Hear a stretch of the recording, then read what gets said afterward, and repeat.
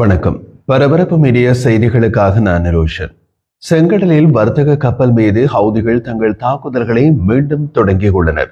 நேற்று ஞாயிற்றுக்கிழமை செங்கடலில் லைபீரிய கொடியுடன் கூடிய கப்பல் ஒன்று சென்று கொண்டிருந்த போது அதன் மீது நடத்தப்பட்ட தொடர்ச்சியான தாக்குதல்கள் காரணமாக கப்பல் தீப்பிடித்து எரிய தொடங்கியது.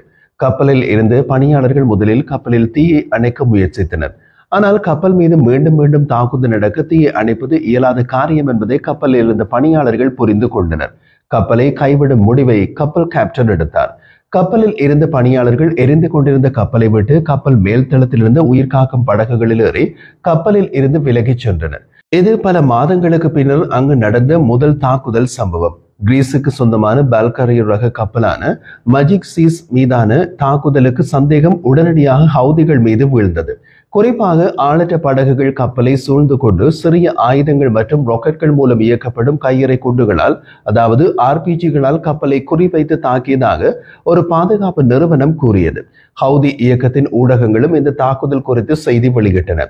ஆனால் இந்த காணொலியை நாம் தயாரிக்கும் நேரம் வரை ஹவுதி இயக்கம் தாக்குதலுக்கு உரிமை கோரவில்லை.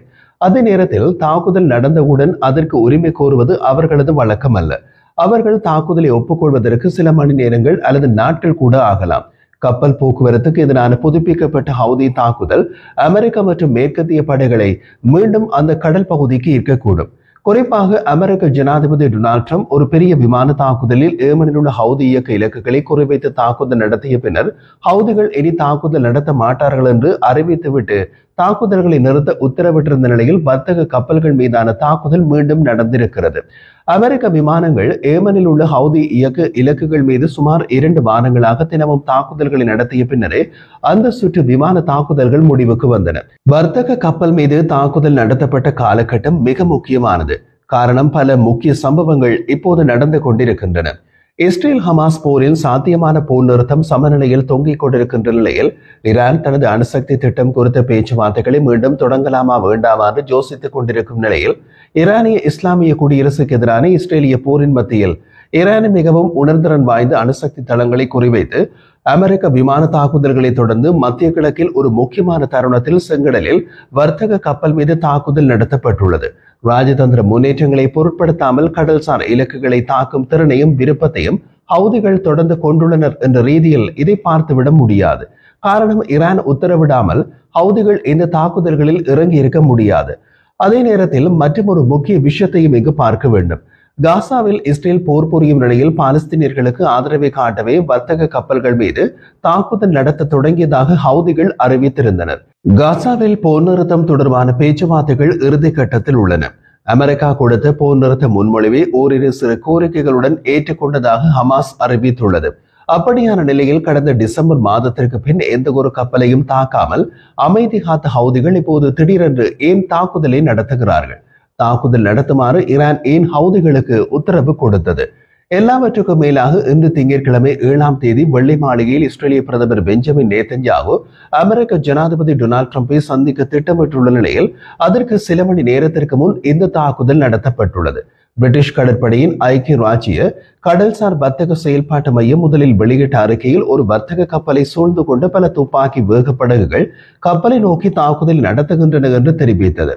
அப்போது தாக்குதலுக்குள்ளாகும் கப்பல் எதுவென்று தெரிந்திராத நிலையில் அந்த அறிக்கையில் அடையாளம் தெரியாத வர்த்தக கப்பலில் இருந்து ஆயுதமேந்திய பாதுகாப்பு குழு ஆரம்ப தாக்குதலுக்கு எதிராக திருப்பி தாக்கியதாகவும் தொடர்ந்து துப்பாக்கி சூடுகள் நடைபெற்று வருவதாகவும் கூறியது. ஏமனில் ஹவுதிகள் இயக்கத்தின் கட்டுப்பாட்டில் உள்ள ஹொரைடா துறைமுகத்திலிருந்து தென்மேற்கே சுமார் 100 கிலோமீட்டர் தொலைவில் இந்த தாக்குதல் நடந்ததாக அது விவரித்தது. அடுத்த அறிக்கையில் அதிகாரிகள் விசாரணை நடத்தி வருவதாகவும் ஏவுகணைகளால் தாக்கப்பட்ட பின்னர் கப்பல் தீப்பிடித்து எரிந்ததாக கூறியது. தனியார் கடல்சார் பாதுகாப்பு நிறுவனமான ஆம்ப்ரே செங்கடலில் வடக்கு நோக்கி பயணித்த ஒரு வர்த்தக கப்பலை 8 கப்பல்கள் தாக்கியதாக எச்சரிக்கை விடுத்தது. ஆம்ப்ரே பின்னர் வெளியிட்ட அறிக்கையில் வர்த்தக கப்பல் வெடிகுண்டுகளை ஏந்தி செல்லும் ஆளற்ற படகுகளால் தாக்கப்பட்டதாகவும் இது ஒரு பெரிய தாக்குதலை குறிக்கக்கூடும் என்று கூறியது. அதே அறிக்கையில் 2 ஆளற்ற படகுகளில் கப்பலின் துறைமுக பகுதியில் ஏற்றப்பட்டிருந்த பொருட்களை குறிவைத்து தாக்கியதாகவும் மேலும் கப்பலில் இருந்து ஆயுதமேந்திய காவலர்களால் 2 ஆளற்ற படகுகள் அழிக்கப்பட்டதாகவும் அது கூறியது. ஐக்கிய ராஜ்ய கடல்சார் வர்த்தக செயல்பாட்டு மையம் கப்பலுக்கு உள்ளே தண்ணீர் செல்ல தொடங்கி விட்டதாகவும் கப்பலில் பணியாளர்கள் கப்பலை கைவிட்டு விட்டதாகவும் கூறியது. ஹவுதிகளை எதிர்க்கும் ஏமனின் நாடு கடந்த அரசாங்கத்தின் தகவல் அமைச்சர் மொயமர் அல் எரியானி தாக்கப்பட்ட கப்பல் மஜித் சீஸ் என்று அடையாளம் கண்டு தாக்குதலுக்கு ஹவுதி இயக்கமே பொறுப்பு என்று குற்றம் சாட்டினார். கப்பலின் பெயர் தெரிய வந்ததை அடுத்து கப்பல் எங்கிருந்து வருகிறது என்று பார்த்தால் கப்பல் சீனாவில் உள்ள ஷுஹாய் துறைமுகத்தில் இருந்து புறப்பட்டது என்று தெரிய வந்தது. அல் எரியானி சமூக தளமான எக்ஸில் எழுதிய போது இந்த தாக்குதல் ஹவுதிகள் ஏமனை ஒரு தளமாக பயன்படுத்தி பிராந்திய மற்றும் உலகளாவிய நிலைத்தன்மையை குறைமதிப்புக்கு உட்படுத்தும் ஒரு ஈரானிய திட்டத்தின் ஒரு முன்னணி மட்டுமே என்று மீண்டும் நிரூபிக்கின்றது. டெஹ்ரான் தொடர்ந்து ஹவுதிகள் இயக்கத்திற்கு ஏவுகணைகள், ஆளற்ற விமானங்கள் மற்றும் கடல் கண்ணிவெடிகள் உட்பட ராணுவ தொழில்நுட்பத்தை வழங்கி தாக்குதல் நடத்த தூண்டி விடுகிறது என்று குறிப்பிட்டார்.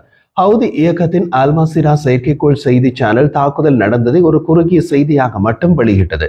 தாக்குதல் நடத்தப்பட்ட தகவல் வெளியான நேரத்தில் ஹவுதி இயக்கத்தின் தலைவர் அப்துல் மாஜிக் அல் ஹவுதியின் உரையை ஒளிபரப்பிக் கொண்டிருந்ததால் செங்கடல் தாக்குதல் குறித்து வேறு எந்த கருத்தையும் தெரிவிக்கவில்லை.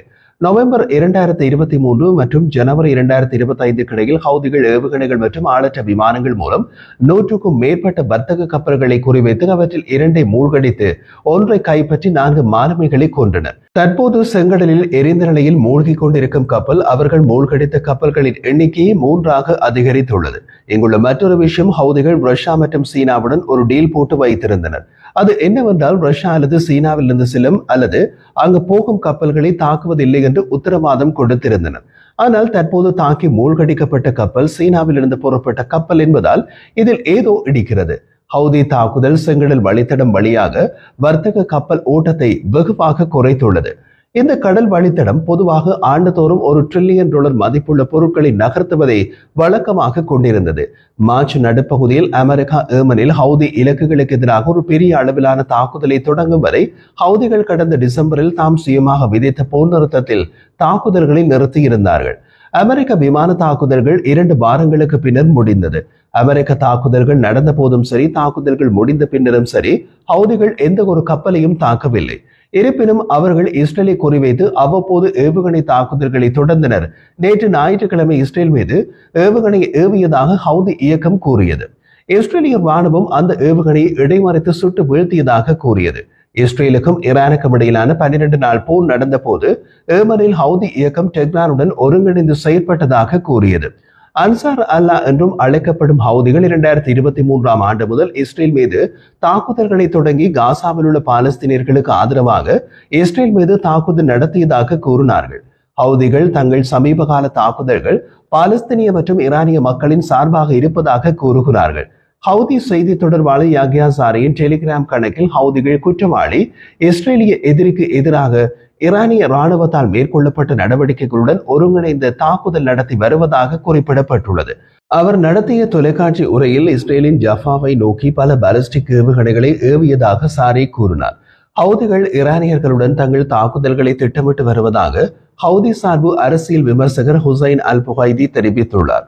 ஈரான் தனது ஏவுகணைகளை ஏவிய பின்னர் ஹவுதிகள் ஏவுகணைகளை ஏவுகிறார்கள் என்று அல் புகைதி அல் ஜசீராவிடம் கூறினார்.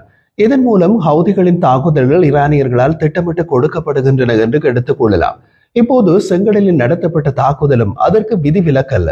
கடந்த டிசம்பரில் இருந்து வர்த்தக கப்பல்கள் எதுவும் தாக்கப்படாத நிலையில் செங்கடல் வழியாக கப்பல் போக்குவரத்து இயல்பை விட குறைவாக இருந்தாலும் சமீபகால வாரங்களில் அதிகரித்துள்ளது.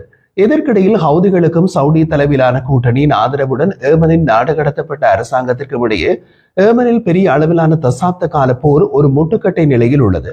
ஹவுதிகள் இதுவரை இந்த தாக்குதலுக்கு உரிமை கோராத நிலையில் வேறு ஏதாவது ஒரு தரப்பு இந்த தாக்குதலை நடத்தி இருக்க முடியுமா?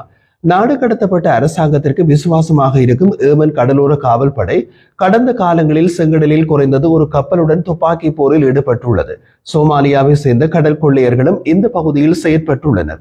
இருப்பினும் பொதுவாக அவர்கள் கப்பல்களை கொள்ளையடிக்க அல்லது கப்பல்களை கைப்பற்ற முயன்றுள்ளனர். ஆனால் ஏமன் கடலோர காவல் படையினரோ அல்லது சோமாலியாவை சேர்ந்த கடற்கொள்ளையர்களோ தங்கள் தாக்குதல்களில் ஆளற்ற படகுகளை பயன்படுத்தியதாக தெரியவில்லை.